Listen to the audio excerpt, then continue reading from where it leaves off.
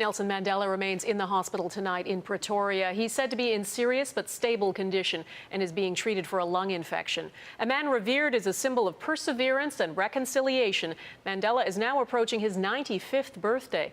But the notion they might lose him is something few South Africans are even prepared to talk about. Sean Mallon is in Pretoria for us tonight. Sean? Donna, in traditional South African culture, it's a very delicate matter to speak aloud about the possible death of a revered elder, something that's just not done. Magnify those feelings for a person the stature of Mandela. From outside the gates of the hospital, the world watches as family members enter to see the man South Africans generally address by his clan name, Mandela. His former wife, Winnie, was among the visitors. The latest official update on his condition told us little, just that he remains in serious condition. But the language is ominous.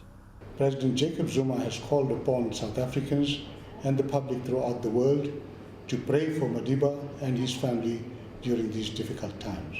This is Nelson Mandela's home in the Houghton area of Johannesburg. He normally has the best of medical care here, but it was decided early Saturday morning that he needed something more, which is why he was transferred to hospital in Pretoria.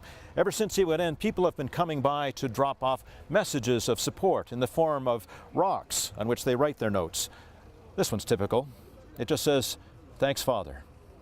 Although his presidency and his public life ended years ago, although he is clearly frail and just short of 95 years old, many just don't seem to want to let him go. I'm so sad about it. I know he's very old, but we still need him. Margaret DNA works at a house just a few doors down the street and has fond memories of when a younger, healthier Mandela would go out for walks and come over for tea. And I remember one day, my daughter was at the same nursery school with his grandson. I was so happy that day. I shake his hand. I said, "This hand, I'm not washing it." One South African newspaper reported that his family had barred politicians from the African National Congress from visiting him in hospital, something quickly denied by government spokesmen. In April, President Zuma and other ANC leaders had themselves photographed with a clearly unwell Mandela, a spectacle that was derided by many. Today we tried to contact an old comrade of Mandela's, a person who told a Johannesburg newspaper that perhaps it was time for his family and the nation to release him. He said he's not doing any more interviews because people are calling him insensitive. Donna?